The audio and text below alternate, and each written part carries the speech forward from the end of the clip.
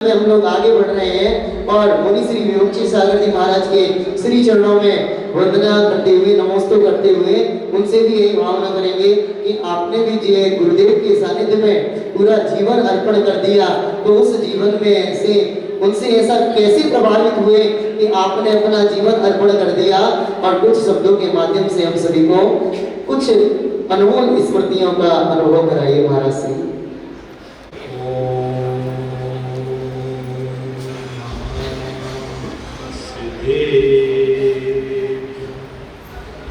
बोली खयार से धर्मनाथ भगवान की, बोले परम पूज गणाचार्य श्री विराग सागर जी महाराज की, बोले परम पूज आचार्य श्री विशुद्ध सागर जी महाराज की, समस्त मुनि महाराजों की।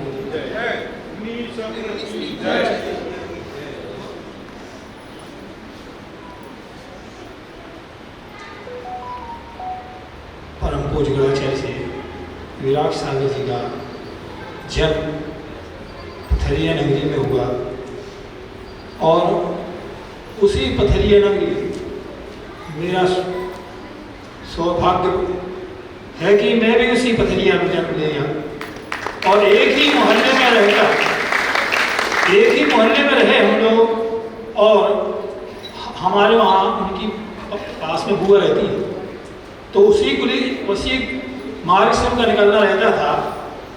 उस समय मैं छोटा था, 5 साल का होगा, और वो 11-12 साल के होंगे। तो वहाँ से वो निकलते कुर्ता पजामा पहन के आते थे, स्कूल जाते थे। स्कूल जाते समय हमारे कमर वहाँ से निकलना, और मैं छोटा था तो पहचानता था नहीं पहले वैसे, तो उनको चिढ़ाते थे, परेशान करते थे। फिर उसके बाद वो बड़े हुए, उसके बाद वो यहाँ से पथरिया से निकले, कटनी स्कूल पहुँचे। वहाँ कटनी स्कूल में उन्होंने अध्ययन किया, और कटनी में अध्ययन करते करते वहाँ पर सनमती सागर जी का आगमन हुआ, और वहाँ पर सनमती सागर जी जब आए तो उनके विहार के लिए वो वहाँ से निकले, और वहीं ग्राम बुढ़ार तक विहार करने के लिए गए, और जब वो वहाँ से विहार करने निकले तो वो उन्हीं के हुए। अब वो विहार करके एक किराए की साइकिल लिए थे, अब वो किराए की साइकिल ले गए, वो साथ में चल रहे थे। अब वो किराए की साइकिल थी, और पंडित जी ने आज्ञा दी कि आप महाराज के साथ जाइए, सनमती सागर जी के साथ। तो वो सनमती सागर जी के साथ गए। तो सनमती सागर के साथ चलते चलते 2 दिन हो गए, 3 दिन हो गए। अब उनको सोमवार का दिन, रविवार तक तो, रविवार की तो छुट्टी थी, शनिवार की छुट्टी थी, अब सोमवार का दिन था। अब उनको स्कूल भी जाना, उस साइकिल का किराया भी लग रहा। अब उनको साइकिल के किराए की भी चिंता, तो बोले अब यहाँ तक आया तू पगला, अब थोड़े और तक आगे चल। तो आचार्य श्री फिर उनके सनमती सागर के साथ बुढ़ार तक पहुँचे। अब बुढ़ार पहुँचे तो आचार्य से बोले सनमती सागर जी कि भैया अब क्या विचार है तुम्हारा, अब हमारे साथ ही चलो। बोले मेरी इच्छा तो है दीक्षा लेने की, लेकिन पंडित जी को किसी से बोला नहीं, और आपके यहाँ आ गए। बोले जेब को छोका देखा जाएगा, हमें आप दीक्षा लेने की कृपा करें। सनमती सागर जी बोले अपने माँ बाप से तो पूछ लो भैया, वो तैयार होंगे।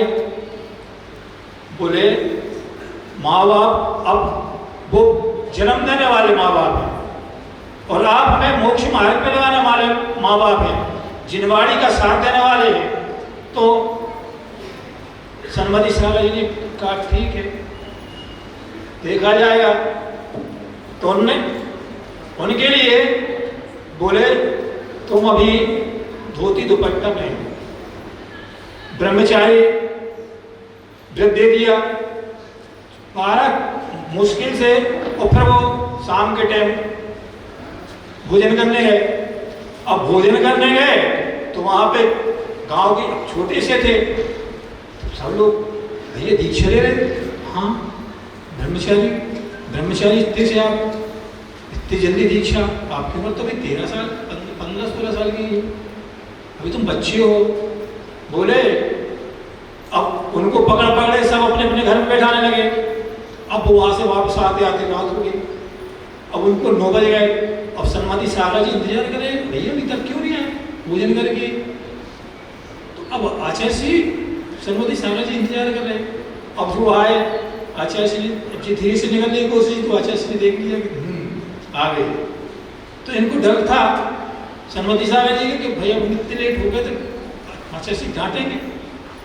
तो आचार्य श्री ने वहाँ से निकले तो आचार्य श्री ने बोला हाँ क्यों अरविंद इधर आओ। अरविंद जी घबरा गए, अभी तक कहाँ रहे, मौन थे। बोले महाराज हम वहां से आ रहे थे तो जो देखो वो पकड़ा तो छोटा है, ऐसा नहीं, ऐसा मत करो, ऐसा नहीं करो।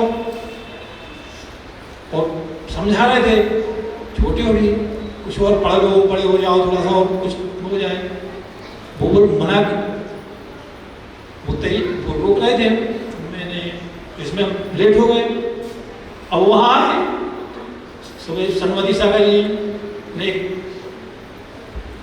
रात सुबह एक पंडित बुलाया, शास्त्री बुलाया, ज्योतिष बुलाया। उनने उनसे कहा इनकी दीक्षा का समय दे, इनकी कुंडली में कैसा क्या है। तो उनने देखा कि इनका शाम के 4 बजे तक दीक्षा होने की है। अब ये मात्र 20 घंटे की ब्रह्मचारी रहे और उसी समय 4 बजे इनकी दीक्षा चुल्लक दीक्षा हुई। और सन्मति सागर जी ने को नाम दिया पूर्ण सागर। पूर्ण सागर थे, पूर्ण नहीं थे, अपूर्ण थे। तो वहाँ से आए कारंजा, और कारंजा में उनने शिक्षा को उस संस्कृत शिक्षा के लिए आए थे। वहाँ पर वो अस्वस्थ हो गए, उसे तबीयत की बीमारी हो गई। अब डॉक्टरों ने उनको गवाही दे दिया।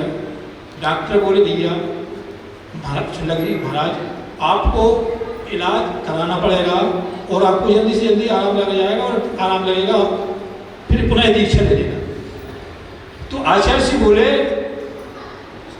हम दीक्षा नहीं छोड़ेंगे, प्राण जाए पर दीक्षा नहीं छोड़ सकते। तो जगदीश जी वगैरह जो लोग थे, ताई थी, वो कोई ताई बीजू ताई, तो वो उनको बहुत पुट्यान को समझाती थी। तो उनने जब कहा कि हम समाधि ले लेंगे लेकिन हम दीक्षा नहीं छोड़ेंगे, तब ताई लोग सब असमर्थ हो गई और वो गए चंद्र प्रभु भगवान है वहाँ पे। चंद्र प्रभु के दर्शन किए।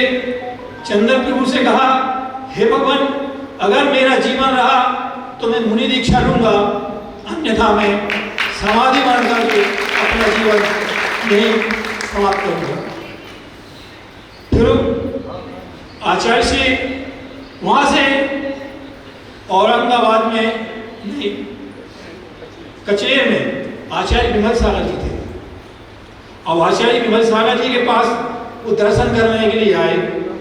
तो दर्शन करने के लिए आए तो उनको दर्शन करने गए, आचार्य जी को दर्शन किए। तो आचार्य जी बोले दो ब्रह्मचारी थे, एक ब्रह्मचारी था साथ में और आचार्य जी भी थे। तो आचार्य जी से बोले और ब्रह्मचारी से तू दीक्षा लेने आया है, तुम दोनों दीक्षा मुझसे लेगा। तो आचार्य जी बोले भगवान मैं तो आपके दर्शन करने आया हूं। अब रात में वहां रुके, रात में रुके तो क्या हुआ, विमल सागर जी वहां पे इनने कहा हमने विमल सागर जी के बारे में ऐसा सुना है कि विमल सागर जी कुछ करते हैं। तो देख मंत्र तंत्र करते हैं कुछ, तो उनको श्रद्धा बोध हो रहा था कि तुमने सोचा कि देखते हैं रात में किस चीज की खन्ने खन्ने की आवाज आती है। तो आचार्य सिंह ने अक्षय तीर्थ पर जो कीर्ति स्तंभ देने वाले हैं, ऐसे विराट अक्षय कीर्ति स्तंभ के दाता अभी रविंद्र जी खड़गपुर बाहर है, लेकिन उनकी श्रीमती जी हमारे साथ है। तो सौ वैजयंती रविंद्र जी खड़गपुर, मैं आप देवलगांव राजा उनको सामने आमंत्रित करता हूँ। वे गुरुदेव के परम भक्त हैं विशेष सागर महामुनिराज के, और उन्होंने यहाँ पर कीर्ति स्तंभ देने की घोषणा की है। बहुत दानदाता परिवार है। मैं कमेटी के अध्यक्ष महामंत्री जी को निवेदन करता हूँ कि आप उनका सम्मान कीजिए। स्वागत। इनके माथे पे तिलक लगा,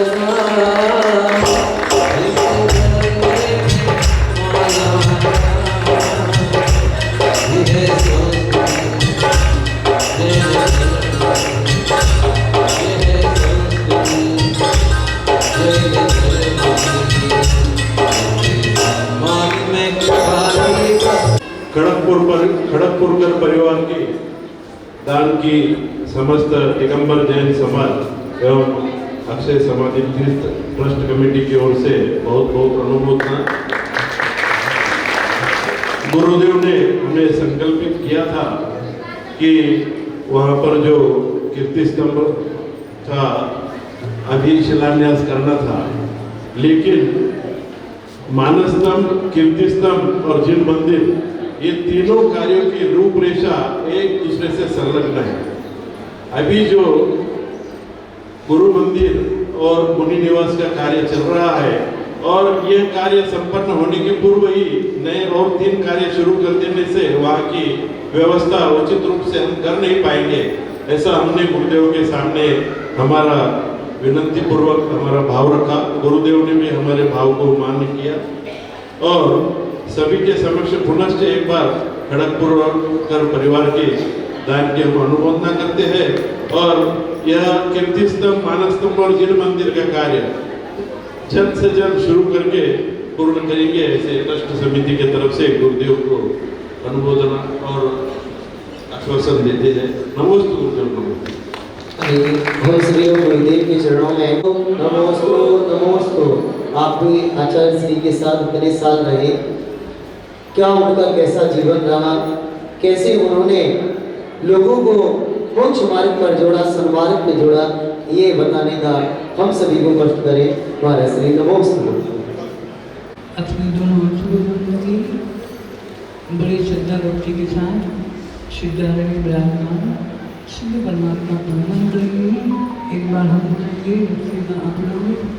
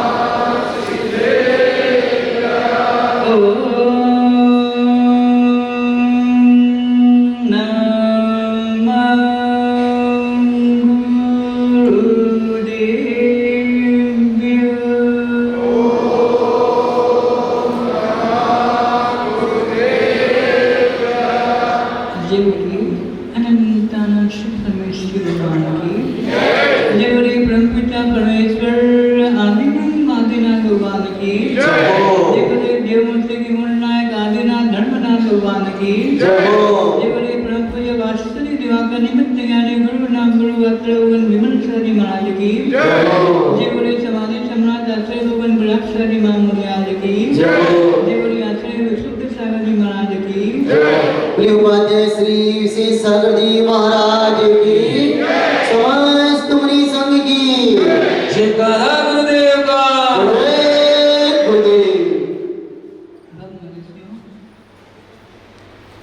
भावना तो बहुत है, बोलना तो बहुत है, भक्ति तो बहुत है, लेकिन वक्त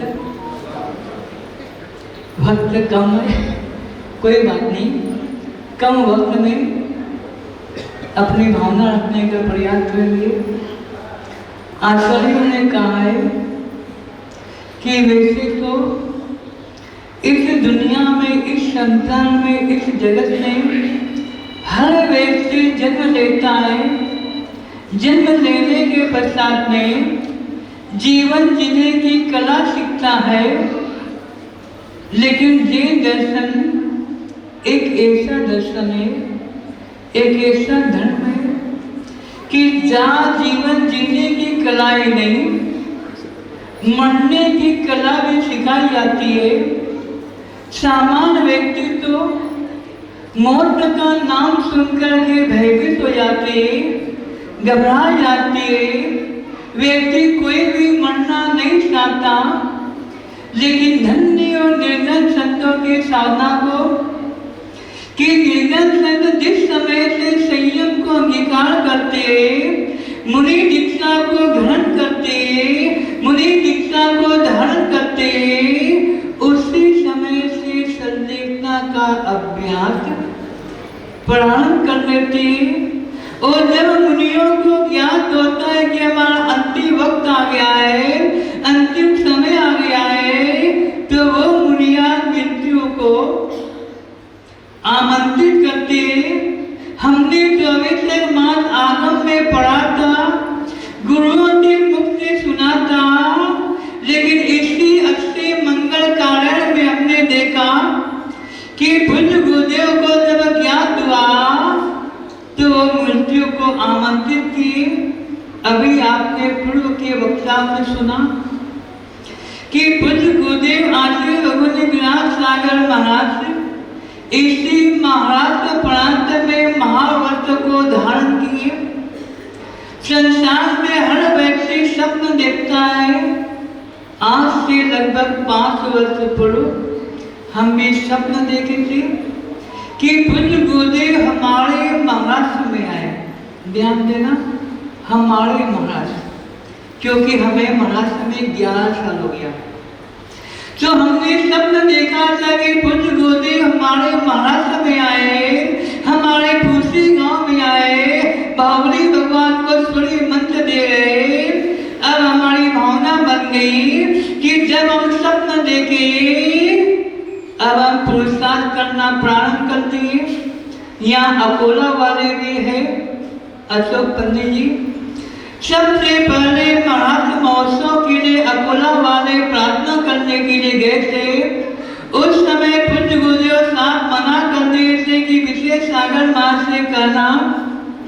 वो इतना मेहनत किए, इनका फल उन्हीं को मिलना चाहिए, लेकिन बार बार पूज्य गुरुदेव से प्रार्थना करते। हर हफ्ता 10 दिन में कम से कम 25-50 लोग अलग अलग गांव वाले को पहुंचाते थे। देखते देखते 2 साल हो गया, लेकिन अभी तक पूज्य गुरुदेव का कोई संकेत नहीं मिला। सन 2023 में हमारा संगमा फूसी गांव में प्रारंभ था। वहां भी बार बार प्रार्थना करते। पुनः आचार्य भगवान ने कहा कि विशेष सागर जो हमारे भक्त लोग गए हुए थे, अशोक जी के पुत्र चीकू भैया भी गए हुए थे। आचार्य जी ने कहा चीकू विशेष सागर महाराज को समझाओ, उनको मनाओ कि वो मनकलनक अपने सानिध्य करवा दे। हमने कहा कि भगवान हम भी आपके शिष्य, हमने स्वप्न देखा है और वो स्वप्न आपको पूरा करना है। पूज्य गुरुदेव ने कहा कि विशेष सागर महाराज बहुत बड़ा संघ है, वो महत्व प्रांत है, अभी भी सोच दो, अभी भी समझ दो। इतनी बड़े संघ का विहार कराना कोई सामान्य बात नहीं है। हमने हंसी भी कहा भगवान हम कुछ नहीं जानते, आपको आना है, अब कैसे आना आप जाने, आप ही को व्यवस्था बनाना है। हम कुछ नहीं जानते, हम तो मात्र इतना जानते हैं कि आपको फूसी गांव आना है और बावली भगवान की प्रतिष्ठा। अब पूज्य गुरुदेव ने समझ लिए कि नहीं मानने वाले। अब हमें संकेत मिला क्योंकि विगत 3 साल से यहाँ पर भूमिका बना रहे थे। अभी तक हम जहाँ भी ध्यान किए थे, हर वक्त अपना सौभाग्य मानते थे कि मनीष जी हमें भी ध्यान में समय देना है, हमें भी आशीष जी का ध्यान में समय देना है। अब देखते देखते यहाँ से एक महोत्सव के रूप में बिहार समिति पन्ना जिले के सियांतगिरी में 13 मार्च को पहुंची। पूज्य गुरुदेव का देखते देखते 16 मार्च को महाराष्ट्र महोत्सव के लिए बिहार हुआ। और पूज्य गुरुदेव हर प्रवचन में कहते थे कि हमें भी विश्वास देता कि विशेष सागर महाराज इतनी अच्छी व्यवस्था बना पाएंगे। इनके पहले भी बहुत बिहार हुआ, लेकिन जो व्यवस्था महाराष्ट्र महोत्सव में पूरे बिहार में संगीत चलता था, प्रातः काल संगीत में पूजन होता था, शाम को संगीत में आरती होता था, हर 15 दिन के बाद संगीत का बता जाते थे, पंडित जी बजाते थे, हर 15 दिन के बाद व्यवस्था चेंज होता था। तो पूज्य गुरुदेव का भी समय समय पर हमें आशीर्वाद मिलता था। अब देखते ही देखते वो अशुभ दिन करना पड़ेगा कि जब आते भगवान विराट सागर मार्ग का 11 अप्रैल को महाराष्ट्र में मंगल प्रवेश हुआ था। अशुभ दिन क्यों? क्योंकि तो बिहार में थे, उनको मालूम है कि जैसे आशीष जी का मंगल प्रवेश महाराष्ट्र में हुआ, उपचर हुआ, विघ्न आया, कुछ संकेत मिला। जब हम सुने तो हमारा शरीर में कंपन हो गया, आंखों से आंसू आ गया कि ये कुछ अशुभ संकेत है। लेकिन क्योंकि अंतरंग में भावना और कुछ थी तो हम किसी को संकेत नहीं कर पाए। पर महाराष्ट्र के प्रवेश दबाव पर मधुमक्खी आक्रमण की, उनकी चपेट में मुनीष जी भी ऐसे, अशोक जी भी ऐसे, और भी 5-7 व्यक्ति मधुमक्खी की चपेट में ऐसे। लेकिन क्योंकि हमारी भक्ति थी, अब मानते बिहार अनवरत प्रारंभ था। समाधि के 5 या 6 दिन पूरी पूज्य गुरुदेव ने शाम को हम लोग का चर्चा प्रारंभ था विशेष सागर। यह मत सोचना कि हम खाली से आप हमें महाराष्ट्र बुलाए, हम आ गए, हमारे आंखों में आंसू आया, हमने दोनों हाथ पर जोड़ा कि भगवान, अब हम कुछ बोल नहीं पाए। तो पूज्य गुरुदेव ने कहा कि हम आज आपकी भक्ति, श्रद्धा और समर्पण देख करके आपके महाराष्ट्र में आए। लगभग बिहार में हमें 2.5 महीने साथ में चलने का अवसर मिला। विगत 10 साल से हम महाराष्ट्र में से 10 साल के बाद हमारा पूज्य गुरुदेव से मिलन हुआ। हम अपना सौभाग्य मानते, महाभाग्य मानते कि पूज्य गुरुदेव हमें एमपी में इनके कुल 2 बार यति सम्मेलन हुआ, करवादी झांसी यूपी में, पतरिया में, सम्मेद शिखर की यात्रा में पूज्य गुरुदेव हमें बुलाए। लेकिन हमने कहा कि भगवान, अभी महाराष्ट्र में 4-5 मंदिरों का काम चालू है, हमें उनका पंकनानक कराना है। हम पंकनानक आदि कराने के पश्चात महाराष्ट्र से एक बार निकले तो निकले। इससे हमारी भावना नहीं हुई, लेकिन ये हमारा सौभाग्य था कि हम तो गुरुदेव के पास पहुंच नहीं पाए, लेकिन पूज्य गुरुदेव हमारे आमंत्रण पर, हमारे प्रार्थना पर और समस्त महाराष्ट्र महोत्सव वासी के प्रार्थना पर पूज्य गुरुदेव का महाराष्ट्र में आगमन हो गया। आपने पूर्व के वक्ता थे 2, 3 और 4 साल के विषय में सुना। हमने पूर्व में भी कहा था कि जिस धर्म श्रेष्ठ काल भाव में जो होता है वो हो करके रहता है। आज मध्याह्न काल के समय में हम चिंतन कर रहे थे कि लोग कहते मुनीषी इस पंचम काल में चमत्कार नहीं होता, इस पंचम काल में अतिशय नहीं होता, लेकिन उस समसामयिक में अंदर से हमें समाधान मिला कि विशेष सागर जी, कौन बोला कि पंचम काल में चमत्कार नहीं होता? तो हमने अनुभव किया कि वास्तव में इस पंचम काल में भी ऐसे से होता है, इस पंचम काल में भी चमत्कार होता है।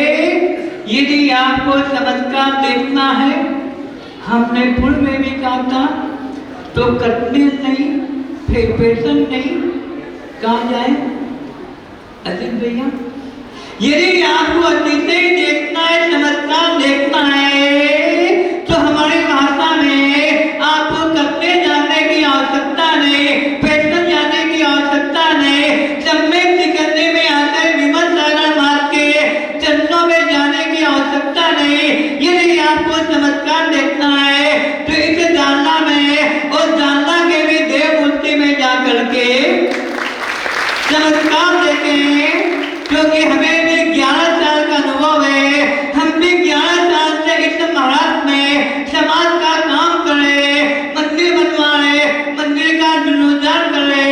एक मंदिर बनवाने में 3, 4, 5 साल लग जाता है। टिकली वाले, बोरमा वस्तु वाले, दिग्रस वाले, देउल घाट वाले, अकोला वाले, महले गांव वाले, मुलावा वाले, एक मंदिर बनवाने में, पंचराजा करवाने में 3 से 4 से 5 साल लग जाता है। लेकिन भैया आज आपको मानना पड़ेगा कि वास्तव में ये नहीं, इस पंचम काल का, इस महासप्रांत का और इस महासप्रांत में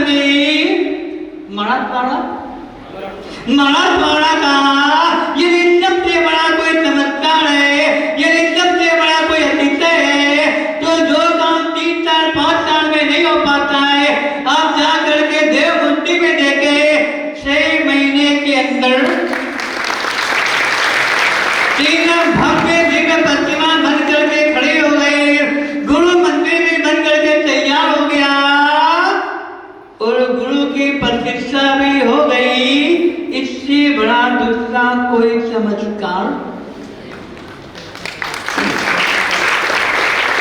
क्योंकि ऐसे चमत्कारी बाबा का, चमत्कारी गुरुदेव का संस्कार में, मुनि दीक्षा का संस्कार में इसी महाराज प्रांत में हुआ। और कहा जाता है कि महाराज संतों की नगरी, महाराज संतों की नगरी है। अभी तक तुम 11 साल से बात सुनते थे, लेकिन आज से 1 वर्ष पूर्व मुझे ज्ञात हो गया कि वास्तव में ये महाराज संतों की नगरी नहीं, महासंतों की नगरी। हमने 3 तारीख को भी आचार्य भगवान विद्यासागर महाराज के समाधि दीक्षा दिवस के अवसर पर कहा था कि बुंदेलखंड में कहा जाता था कि वहां पर 2 आंख है, उनमें से एक आंख का जन्म तो दक्षिण भारत में हुआ, एक आंख का उदय तो दक्षिण भारत में हुआ, लेकिन उस आंख का अस्त उत्तर भारत में हुआ। हमें दीक्षा देने वाले, हम लोगों को दीक्षा देने वाले पूज्य गुरुदेव का उदय बिरागोदय में हुआ, पतरिया में हुआ, उत्तर भारत में हुआ। उत्तर भारत का संस्कार लेकर के आपके महाराष्ट्र प्रांत में आए और महाराष्ट्र प्रांत में उनको ऐसा संस्कार मिला, ऐसा संस्कार मिला कि जब वह पूज्य गुरुदेव महाराष्ट्र प्रांत के निकले, अभी भैया जी पंडित जी बता रहे थे, कितने लोग को मिथ्या का त्याग करवाए, कितने लोग को, हजारों लोग को व्रती बनाए, हजारों लोगों को महाव्रती बनाए। भारत के 13 प्रांतों में धर्म प्रमाणना करते हुए पूर्ण महाराष्ट्र में आए और महाराष्ट्र में, क्योंकि उनका दीक्षा दिवस, दीक्षा तारीख 9 दिसंबर का है। मुख्य विषय समझना है। उनका दीक्षा 9 दिसंबर का है, क्योंकि उनको दीक्षा देने वाले में सामान्य संचय निमित्त ज्ञानी थे। उन्होंने भी सोच समझ करके मुहूर्त निकाला, क्योंकि भैया दिन शासन में 9 अंक की बहुत महिमा है। क्या महिमा है? अक्षय अंक। अक्षय अंक जिनका कभी से नहीं होता है। अभी अशोक जी सोनसकी मुलावा वाले, वो अपने पूरे परिवार के साथ में श्रेयांश गीत के अशोक के साथ में से या कम से कम 100-150 लोग ऐसे हैं जो पूरे आशय जी के साथ में बिहार में से। तो अभी अशोक भैया अपना अनुभव बता रहे थे, लेकिन बताते बताते भूल गए। जब वो 3 दिन पहले यहाँ पर सर्वे करने के लिए आए, अभी उन्होंने कहा कि उनकी गाड़ी यहीं पर रुक गई थी, उनकी गाड़ी यहीं पर बंद हो गई थी। जब वो यहाँ से वापिस कुछ गुदेव के पास गए, यहाँ पर 3 दिन पहले सर्वे करने के लिए आए, और जब यहाँ से वापिस कुछ गुदेव के पास गए और जा करके उनको बताने लगे, भगवान आपका 3 तारीख को हार यहाँ होगा, 1 तारीख को हार सिग्नेचर में होगा, और 2 तारीख का हार देवमूर्ति ग्राम में होगा। और आखिरी देवमूर्ति ग्राम में अक्षय मंगल कार्यालय में आपकी हार की व्यवस्था की गई है। अशोक जी जैसे कुछ गुरुदेव ने सुना, हंसते हुए गए, क्या अशोक जी आपने क्या गांव देखा? देवमूर्ति, और देवमूर्ति में भी अक्षय मंगल कार्यालय। क्योंकि अभी हमको अपना अनुभव बताने का समय नहीं है। अशय की समाधि के 1.5 वर्ष पूर्व संकेत कर दिए थे कि विशेष सागर माँ से कर लेना कि उनको जितनी भी प्रतीक्षा करवाना है सन 2024 से करवा ले, सन 2024 को अपने हाथों से जाने। इनका मतलब ये हुआ कि समाधि के लगभग 1.5 साल पूर्व उनको ज्ञान हो गया था। अब अक्षय मंगल कार्यालय ऐसा योग संयोग बना कि आशय से 2 तारीख को हमने इनको आज भी वो दिन याद है कि यहाँ पर हंसते हुए प्रवेश किए थे। लेकिन किसी ज्ञात था कि भुज गुरुदेव क्यों हंस रहे, हम लोगों को क्या संकेत देने वाले, क्या संकेत देने वाले। हंसते हुए प्रातः काल में प्रवेश किए, और जब 3:30 बजे प्रार्थना करने गए थे, नमोस्तु भगवान आशय ने कहा हूँ स्वयं बोले बिहार करना है। अब देखते देखते हंसते हुए 3:45 बजे बिहार किए। आगे आप सभी को मालूम है, पुनः उनको वापस आना पड़ा। ये भी योग संयोग की बात है कि भैया जिनको आगे अक्षय पद की प्राप्ति करना है, उनकी समाधि अक्षय मंगल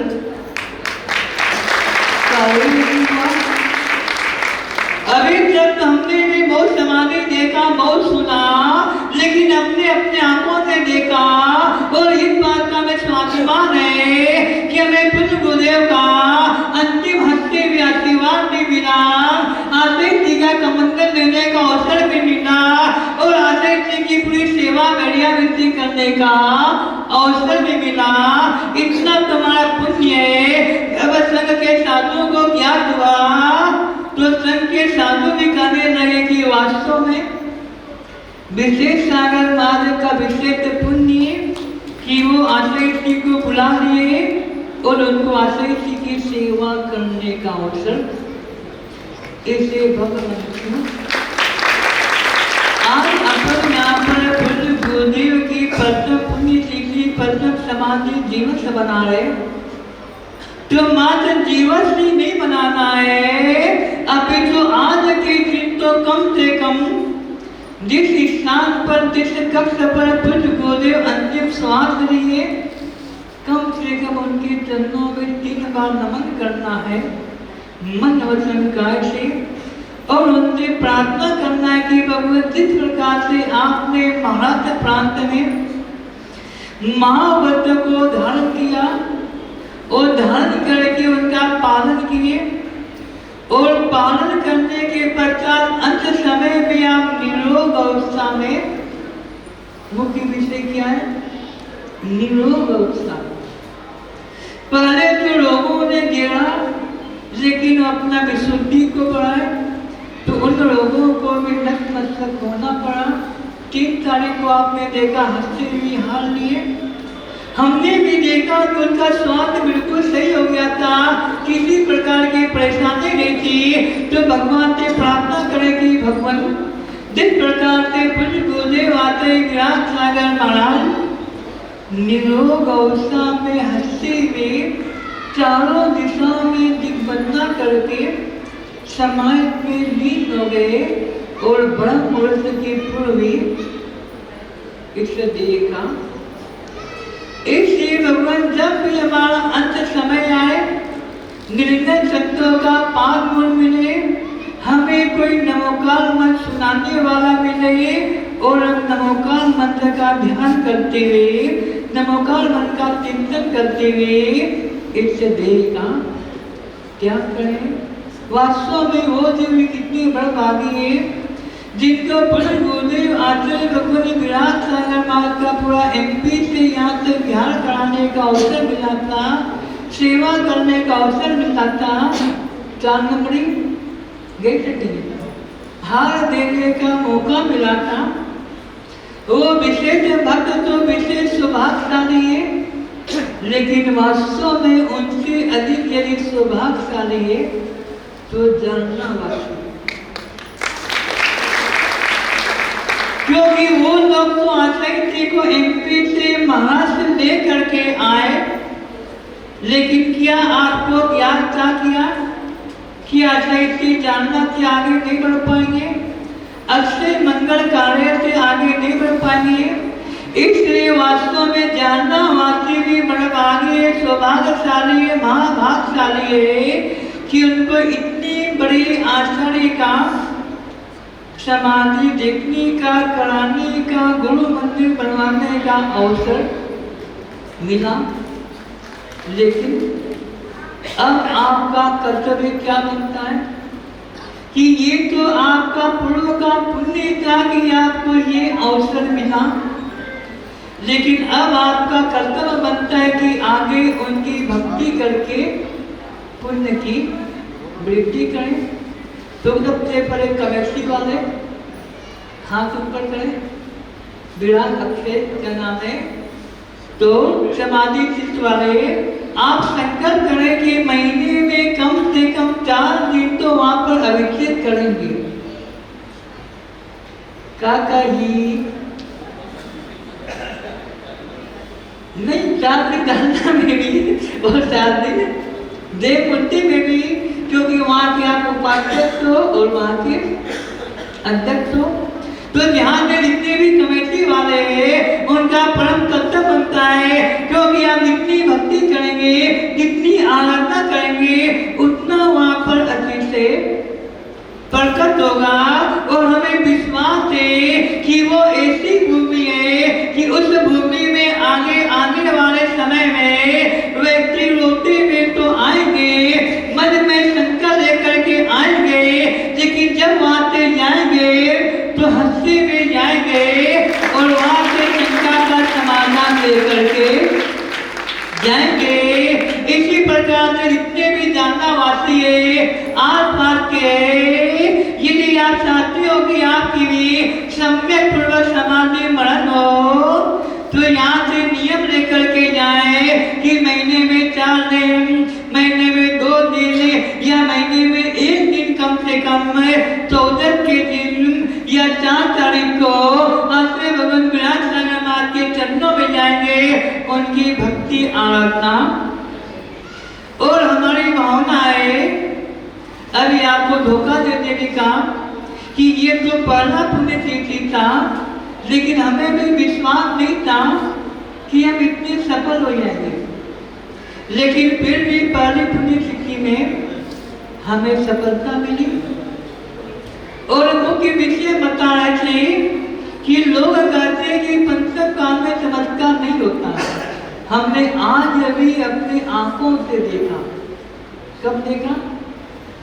पूजन के समय, जब पूज्य गुरुदेव का पूजन चालू था, पीछे से नयन भैया अंबर जो विगत 8-9 महीने से लगभग हमारे सामने पीछे से आया, संकेत किया कि मुनि वर्षा हो रही है।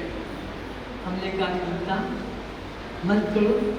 उस समय देवो भैया ने कहा था कि मुनि जी ने अपने प्रवचन में 2 दिन पूर्व कहा था कि जिस कार्यक्रम के प्रारंभ में, मध्य में या अंत में क्या होता है? वर्षा होता है। और बिन मौसम के वर्षा भी, जहाँ कार्यक्रम के बीच में, मध्य में, अंत में वर्षा होता है, समझो वो भी अपने आप में मंगल और मांगलिक है। वो भी अपने आप में सबसे बड़ा अस्तित्व है। तो यहाँ जितनी भी जीव है, प्राणी है, वो यहाँ से नियम लेकर के जाएंगे। महीने में 4 दिन, महीने में 2 दिन या 1 दिन या साल में कम से कम 1 दिन देव मूर्ति अवश्य है। कमेटी वाले 2 मई को आचार्य जी का जन्म दिवस आता है। 8 नवंबर को आचार्य पर्यावरण दिवस आता है। 9 दिसंबर को मुनि दीक्षा दिवस आता है। और आज का दिवस तो आपको मालूम है। इनके पूर्व की 3 तिथि भी आपको अपने हिसाब से बनाना है। और 4 साढ़े तुक तो हर साल आपको विशेष रूप में बनाना है। इस साल तो आपका सौभाग्य था, पुण्य था कि हम बिना बुलाए, बिना बताए आ गए। हाँ, फिर भी आपका पुण्य था कि आपको अधिक मेहनत करना नहीं पड़ा। वहां से संकेत मिला कि विशेष कार्यक्रम में, लेकिन आज के बाद आगे जब भी कार्यक्रम हो, अब 1 महीने 2 महीने पहले से प्रोग्राम बना लेना। आस पास में कोई भी साधु संत हो, उनसे प्रार्थना करना, क्योंकि जितने साधु संतों के वहां पर चरण पड़ेंगे, उतना वहां पर अच्छी से राजन जी दूना शहर मंदिर की महिमा किनसे है? तो राजेंद्र जी ने कहा कि महाराज, भगवान के मंदिरों की महिमा नहीं बने, भगवान के मंदिरों की महिमा नहीं। यदि मंदिरों की महिमा है तो बनने वाले भगवंतों के, बनने वाले भगवान के चलते फिरते आचार्य उपाध्याय और साधु परमेश्वरी से। इससे आगे अगला साल आपको और बड़े रूप में विचार स्तर पर आस पास में कोई भी साधु संत हो, उनसे प्रार्थना करना और उनके सानिध्य में आपको ये कार्यक्रम करना है, क्योंकि समय बहुत हो रहा है। अंत में पूज्य गुरुदेव के चरणों में सिद्ध, श्रोत्र और आश्रय भक्ति पूर्वक वंदे चरण लगते की भावना से कि भगवान जिस प्रकार से आपने उसकी समाधि को प्राप्त की, इसी प्रकार से भगवान हम लोग को इतनी शक्ति दे कि आपके मार्ग पर चले और आपके समान अंत समय में आपका स्मरण करते हुए, पथ भरने की घटना उत्पन्न करते हुए देह का त्याग करें। इसी भावना के साथ देवरे परंतु यात्रा लोगों ब्रह्म चले मामूली प्रेम करना को मर्यादा श्री उपाध्याय श्रीफल लेने 2 अर्घ चढ़ाएंगे। एक गुरुदेव के चरणों में, आचार्य गुरुवर श्री विवेक संतराम सागर महाराज जी के चरणों में, फिर मुनि श्री के चरणों में समस्त सबके श्रीफल ले लीजिए। अजित भैया आइए। इसके बाद अजित भैया आइए, आभार व्यक्त कर दीजिए सभी का माइक लेकर के। अजित भैया आभार, अपने स्थान पे खड़े होना है सभी को। गुरुदेव उपाध्याय विशेष सागर जी महाराज जी को हम जालना के उपाध्याय के रूप में जानने जाएंगे। जोरदार जालना के उपाध्याय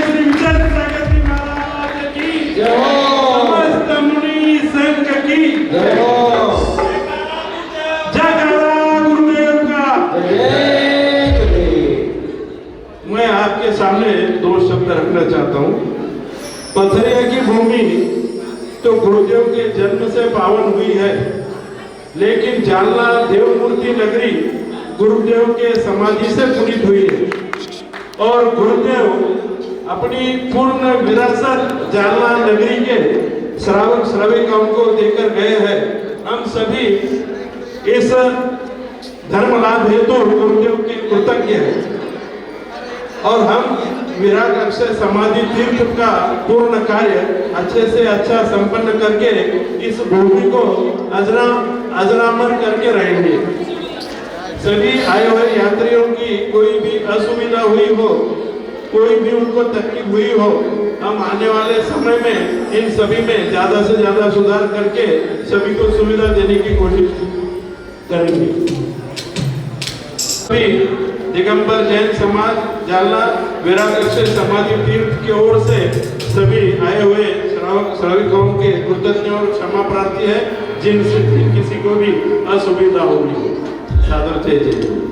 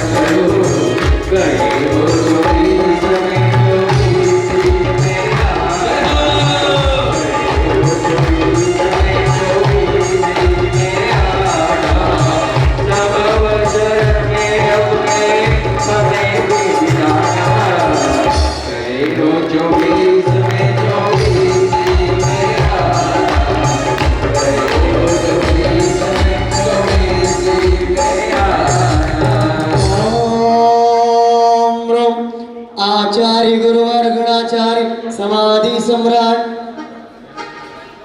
विराग सागर मुनिंद्राय दिन के पावन पुनीत समाधि स्थल पर अनर्घ पद प्राप्त है। अर्घम नर्ववामदी श्री विराग सागर जी महाराज की जयकारा गुरुदेव का। आइए उपाध्याय श्री का अर्घ चढ़ाएंगे श्री चरणों। दुनिया में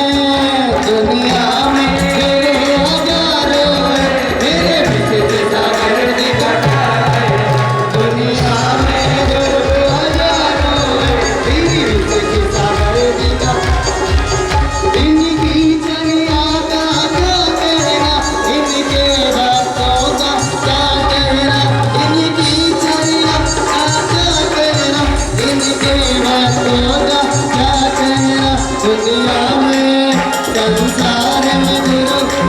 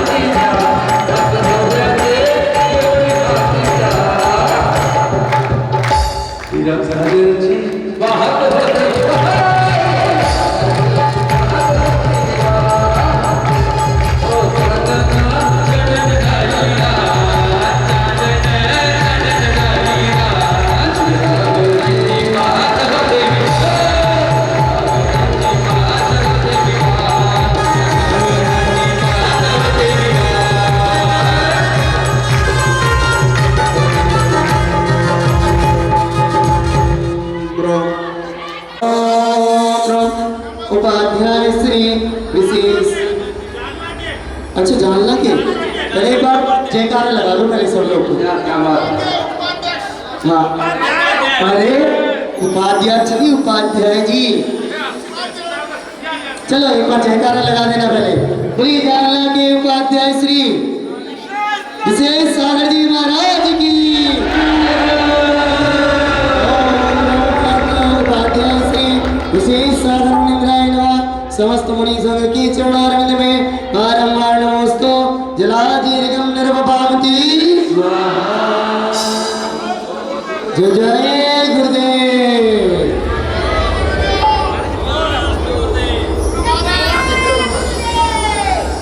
चलिए अब हम सभी लोग आज हमारे कार्यक्रम बहुत